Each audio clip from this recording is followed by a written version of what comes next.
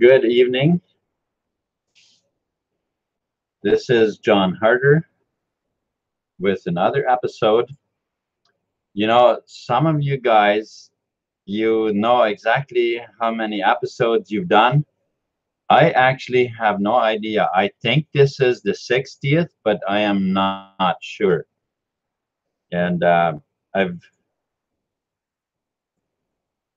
actually, the ones that are registered wouldn't be very hard for me to check, but some of them I didn't put in. So because they weren't quite a half hour, and I think they're supposed to be a half hour. So, all right. So the title of this episode is "Ways of Turning Water into Wine." That phrase kind of caught my attention because, you know, this was, I believe it's 2 years ago now, when I was when I came across this story of a man in New York who had he was a doctor, I believe. Okay, I'm not sure of the profession, but he had lost everything. He was quite wealthy, and then he lost everything. And what he said was this. He said, I had it once, and I can get it all back. I can do it again." And he said, "I can turn water into wine." And he got that idea from a passage he read in the Bible. Uh, Now, I know that many people, as I always used to as well, I always took all of the writings literal. I always thought these were all been actual happenings, when in fact they are stories that are written with the truths in them that we can use to empower ourselves. Because if we understand the truth behind those stories, there is a tremendous power, spiritual power, that we can draw from these stories. Now, uh, to set the stage, uh, for this, I'm going to just go ahead and give us a couple uh,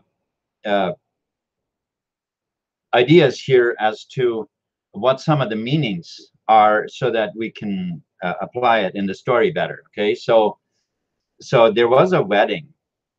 That's basically what we're reading now. I'm not reading it right now, so I might not have all the words exactly in line, but I'm giving the basic picture, right? So there was a wedding in Cana of Galilee, and and uh, and then it goes on to say that Jesus's mother was there, and it says both Jesus and his disciples were uh, they were invited. And of course, so now if we look at this and we say, okay, uh, this wedding, a wedding is a declaration of a decision. Okay, so a wedding is when you have come to a conclusion of a business venture that you want to do. Well, you have just you've just had a wedding going on in your mind. Okay, so you made a decision about that, and so now you see that is your wedding. Uh, and of course, the mother of Jesus was there. Jesus did not have an earthly father; he only had an earthly mother. Okay, uh, Jesus being a father of the mind, of only the mind, because he didn't have an earthly father. So he was from the father of the mind, and his mother, however, was his mother was uh, the role that she plays in this picture is the conditioned subconscious mind that has been conditioned with to lack and limitation. Okay, so that's who his mother was, and the so then we have, of course, we have all of the big crocks, the big vessels that were being filled with water, uh, and uh, those were actually fairly large containers, and that would hold the idea of abundance. Uh, and there was quite a few of these containers, so uh, we'll fill that in a little bit later. But let's just look at the picture at this point, how you know, the vessels, what they are, um, that they hold lots, they hold a plenty of what's needed. Okay, so now I'm gonna just go back now and fill in some of those blanks. So the this wedding went on in Cana of Galilee. A specific idea of that in the mind, that where this took place, where this idea, this marriage took place. Uh, Another thing that actually I forgot, I want to mention that how Jesus, he is the master mind that understands, the understanding mind of the spirit, the spiritual mind, the unconditioned mind, the pure spirit that has all power, because that is what our mind has. It has all power.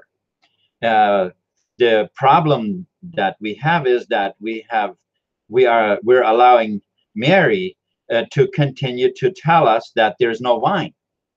Okay, so now let's go back and fill in some of these blanks here. So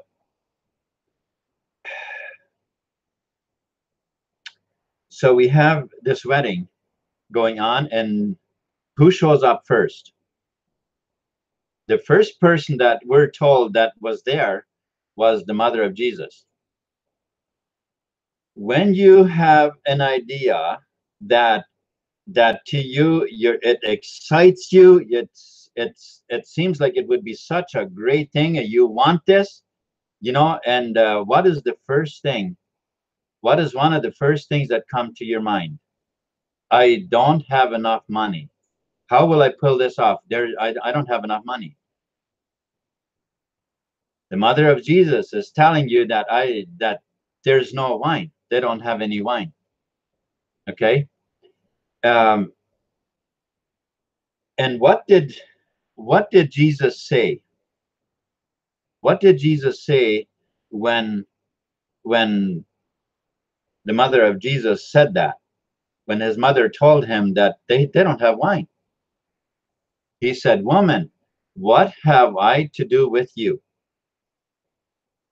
In other words, mind of lack, ideas of lack and limitation, what have I got to do with you? I have no relations with lack and limitation. But what did the mother of Jesus say? You know, he had just told her this, and what did she say? She said to the people, or to the servants, Do everything that he tells you. Do everything that he tells you. So now we have, so Jesus and his disciples. Now, his disciples, there isn't really anything particular in this story that it tells us that they were particularly playing any particular role. There are other stories where that does come into play a lot too, but here that wasn't so much the case. But then Jesus said, fill these vessels with water. And so they filled all of them to the brim. Well, these were you know, what were they? I don't know how many. I don't know if that tells us the number. But they filled them with water, and then Jesus said, "Now draw and go take to the master, to the head of the party." And when he tasted it, and the people were drinking it, they were amazed that they said, well, usually the you know, the good wine is drank first, and then later, once people are drunk, then the wine that isn't, you know, that isn't quite so good, that is being served. But this is the best wine. Okay, so you have an idea. You have this wonderful idea, but there isn't enough money. I don't have enough money. How I'm going to pull this off? I don't know how I'm going to pull it off. I don't have enough money. And that is the time to allow Jesus, your mind that you have trained and have, that knows there is no limits, there is no limitation, there is no lack, to convince you, you know, to tell the lack and limitation idea, what do I have to do with you? I am not related to you. We have nothing in common. And then, of course, we see the next picture that I see in this is that, what did Jesus do? Water. Who doesn't have water? I mean, of course, there can be situations where people don't have water, but we have lots of water. Water is common. We you know, we take showers, there's lots of water. So Jesus took what you already have,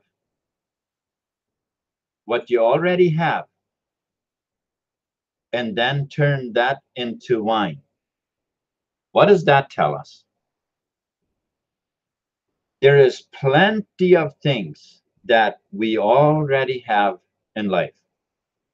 We have, you know, we can talk with people, we can email, we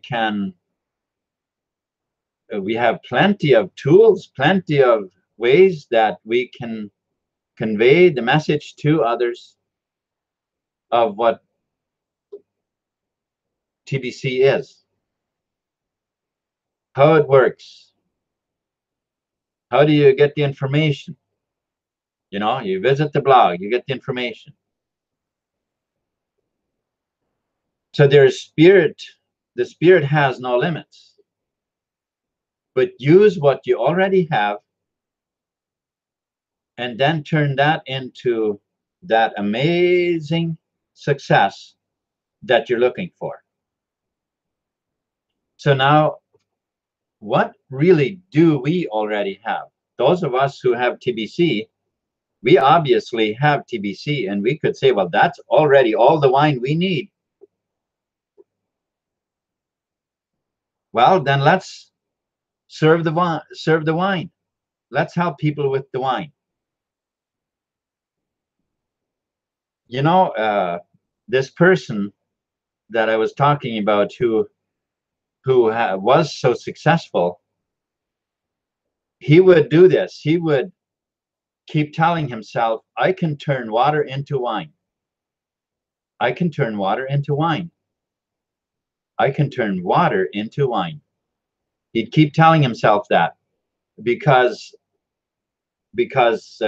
just like we saw from this story, the mind that has been conditioned to lack and limitation does not easily want to accept the fact that success is already here.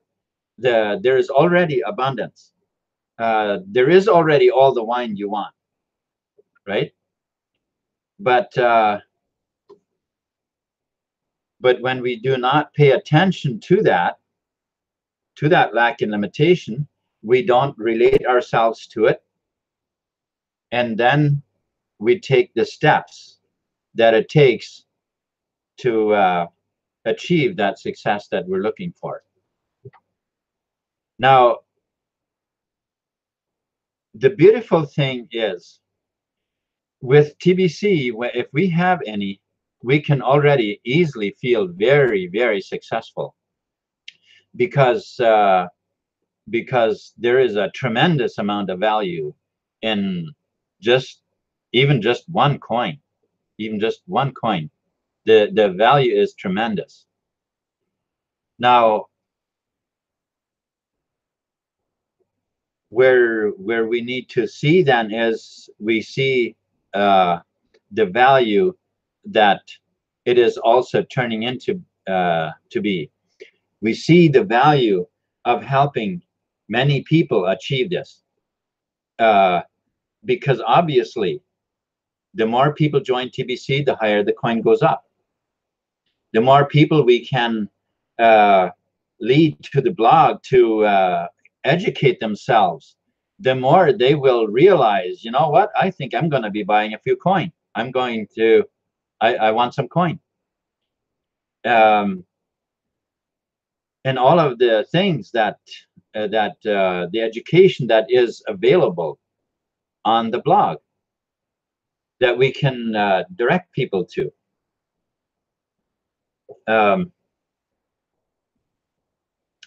So again, the success, the wealth is already in it.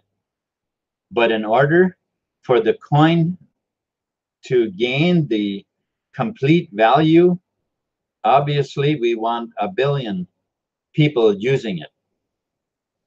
We need 1 billion people using it as you know, for trading between peer-to-peer.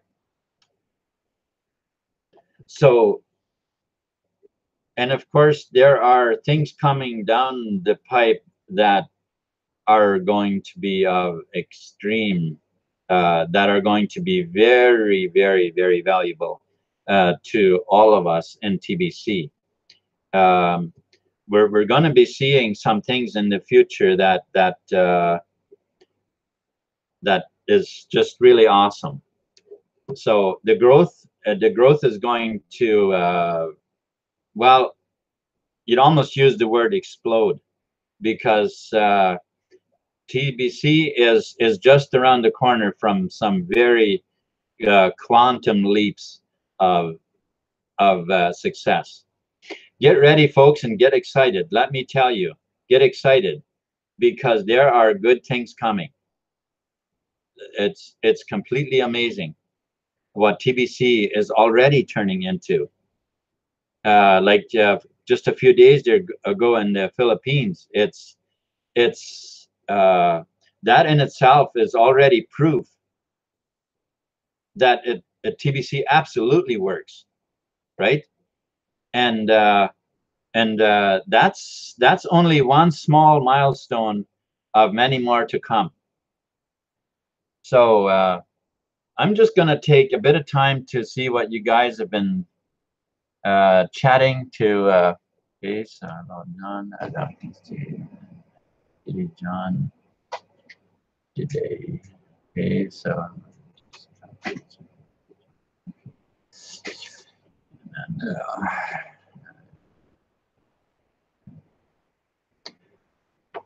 thank you, Stephen, for being on my hangout here. I appreciate it. Romeo, appreciate it.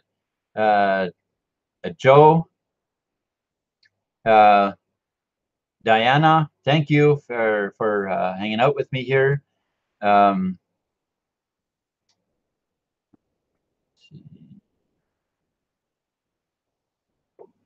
then I'm not quite sure how to say that.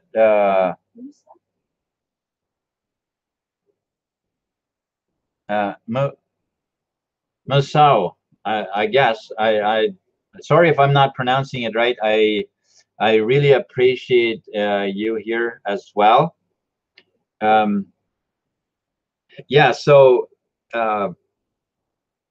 I'm saying some of these things because I am a student of the Gemstone University, and they are planning to take TBC on board after a while, and they are already in 30 different countries, and they have plans in the very near future. They're going to be buying plots of land in areas and so on. So this is very very exciting stuff.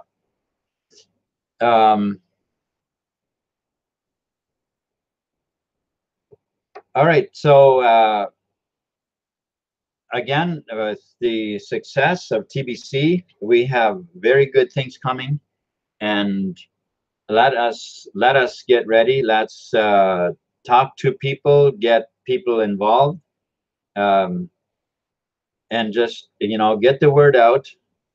I know that many people are very, very closed to anything like this because they have been through a school system and are very, very closed-minded. That is kind of sad to say, but you know what? That is where people are at. So I believe that we are going to, after some more milestones happen, eventually, I think many more people are going to wake up.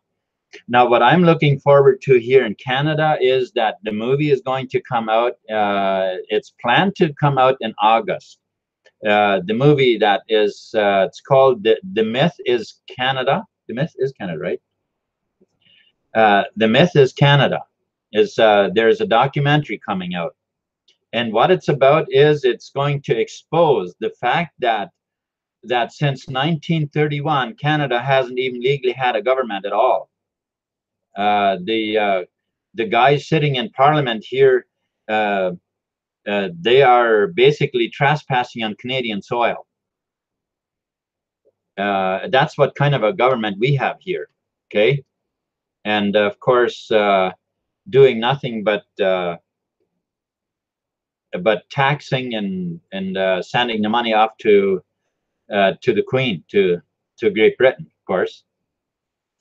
And from where it goes to the Vatican City, which is where the world has been controlled from for the past few hundred years. But folks, we are changing all that. We are changing all that. And with TBC, it is absolutely massive. The changes that are going to be taking place in the very near future here, or are already. They are already, actually. It's funny how easy it is to think future tense when the only time really there is now. But you know what? The thing is, the way we have always worked up to how things happen, we look into the near future because of what we expect, right? So, but it is absolutely amazing, and So with TBC, and then of course the project of the free energy, that is another very, very big, it's going to be a huge project. Like these things, they are needed worldwide. All the people who are paying bills for electricity, and you know, all of those, like these big electricity lines and all of that, is none of that is necessary. None of that's necessary. And you know, we are used to an economy where we are busy, barely, you know, barely making a living. That's what it's geared up for. That's how it's been. But look at the world we are creating. We are going to have time. We're going to have time to lay at the beach if we want, or write books. Maybe we'll have a lot of books to write about all of this stuff. You know, there are so many things that many places where we would, you know, spend time enjoying life, as opposed to always being so busy, you know, trying to meet all of the demands for the monthly payments. So when you look at the wealth that is actually already beginning to show up, it's amazing. It really is amazing, because there is a group called Anishinaabe. An interesting name. You could probably find some information about that. They own the Bank of Turtle Island, something like that. And this is actually a very wealthy group. And they're working together with Pantera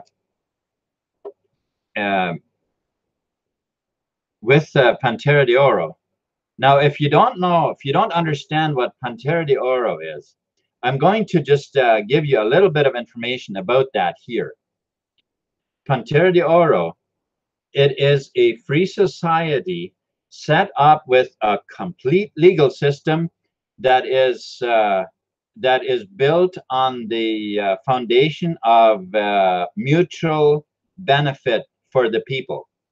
Okay, so it's a benefit. It's a legal system, a complete system that is like a how society, like and it's going to end up being a global society that is based and has the highest world court. It has the court of the ecclesia, which is, there's only one other court like that in the world of its caliber, and that is the Vatican City. In the Vatican City. So whenever there is an issue that can't be handled or can't be solved in any other court in the world, it's taken to the Vatican City, because that is the world, that is the word, the court of the ecclesia. Well, Pantera de Oro has a court of equivalent authority, and is set up with no central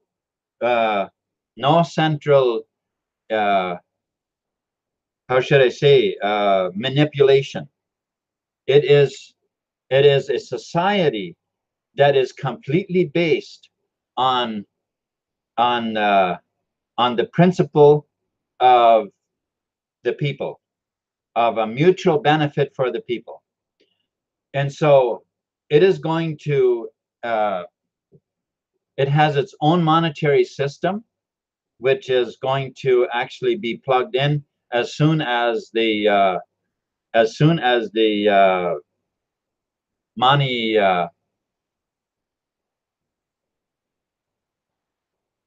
like there's going to be a like all countries are going to have are going to be getting new money. Okay, I forget what it is, but it's a system that has been running alongside of the current monetary system for years.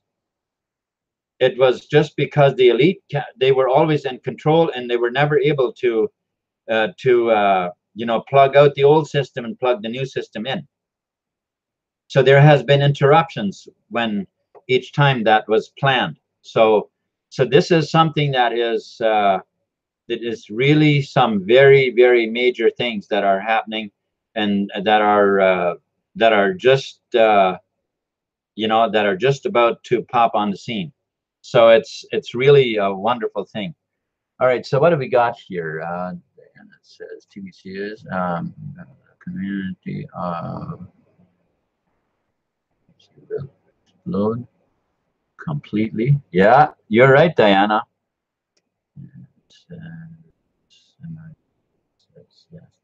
I agree.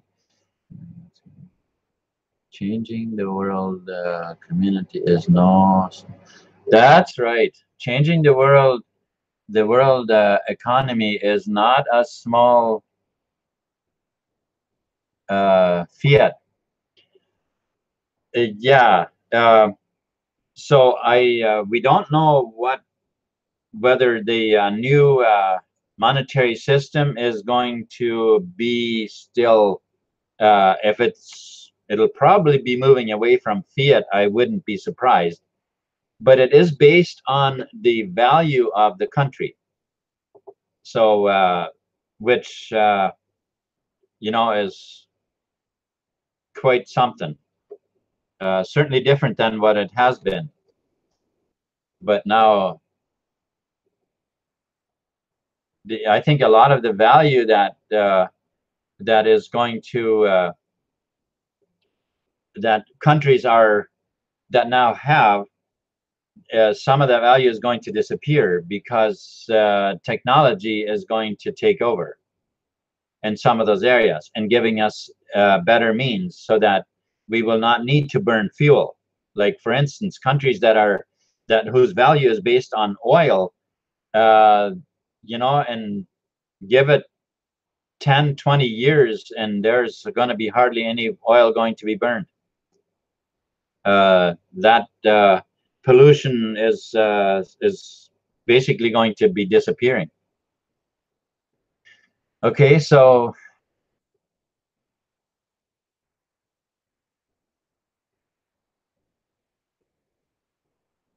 I think I have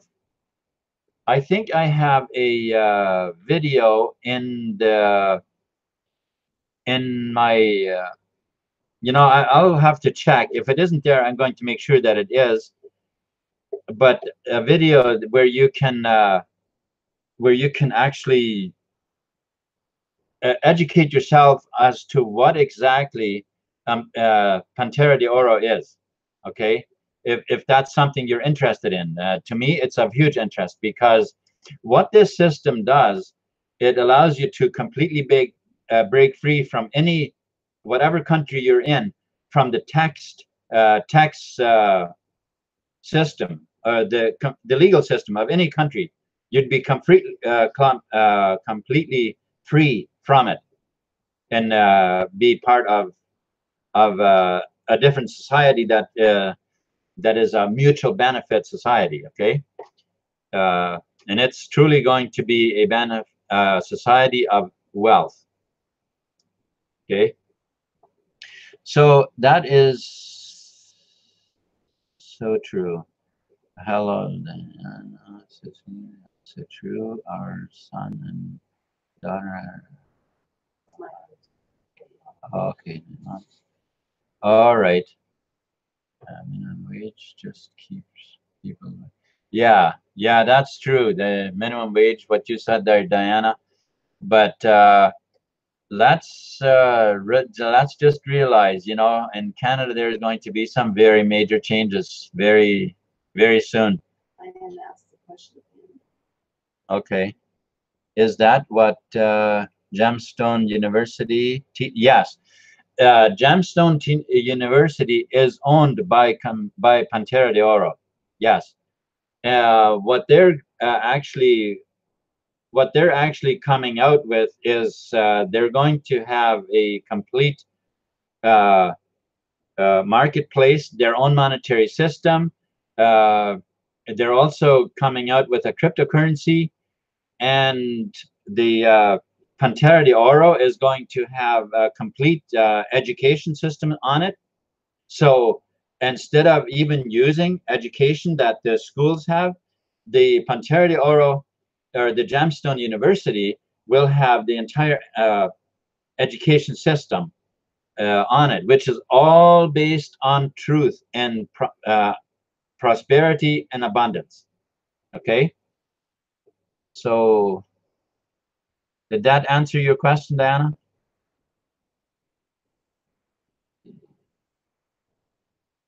Okay, so that's good.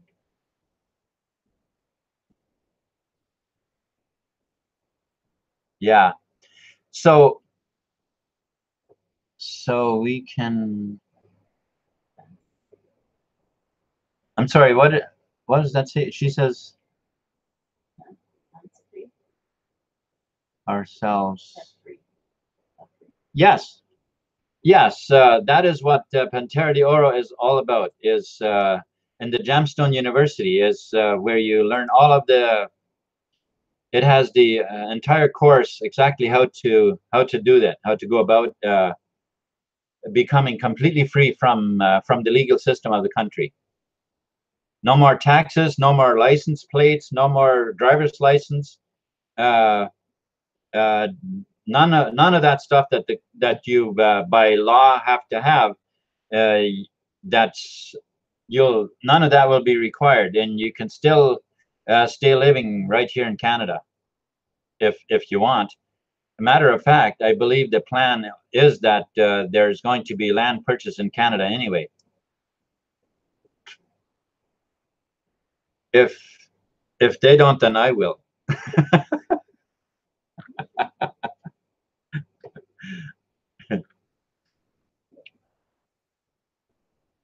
But yeah, it's really an amazing amazing thing. So look up Anishinaabe. I don't know exactly how it's spelled. That I'm going to see what I can find on it. I haven't really actually even dug around for it. I only have it heard it from my course. Okay, so good morning, Stevens.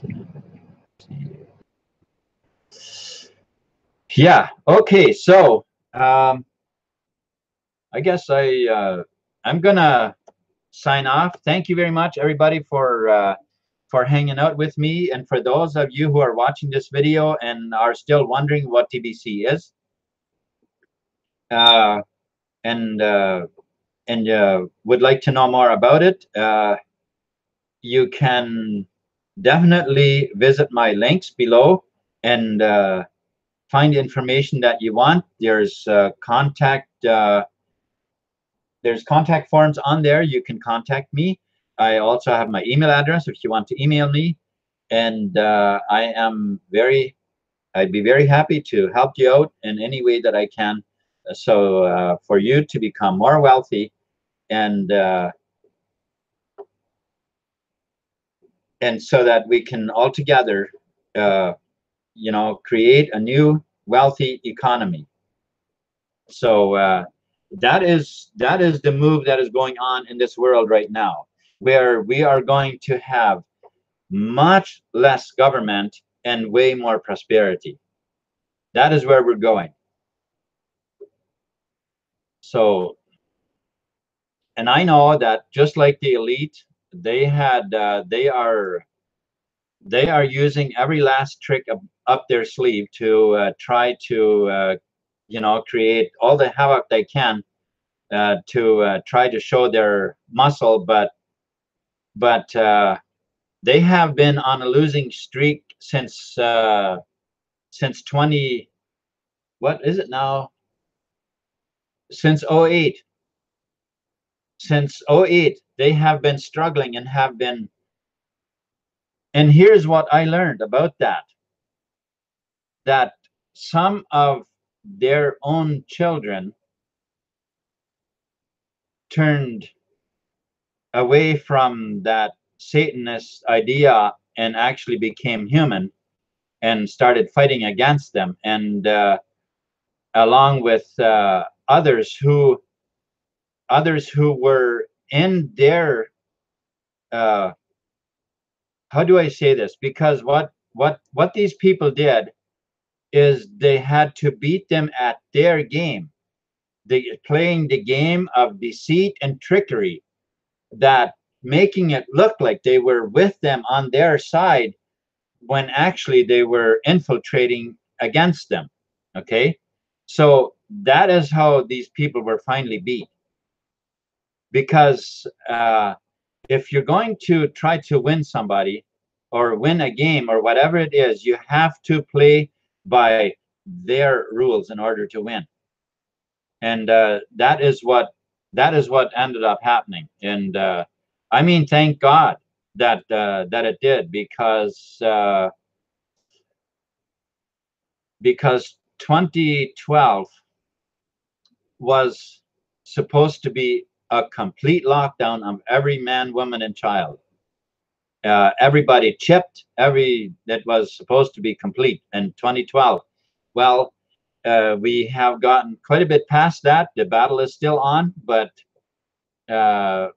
many battles have already been won, and they've kept on losing. And I love to see where it's going. I love to see it, because this is why we finally have information, as to what the this new electricity thing that we want to make, and many more things like that. There's so much that has been tried. Doctors kept on being killed who had found cures for cancer and things like that. Well, all of that stuff is now going to be coming to light, and already is beginning to. So it is a wonderful thing to see that we're finally moving away from such a chaotic world to a world of peace and prosperity.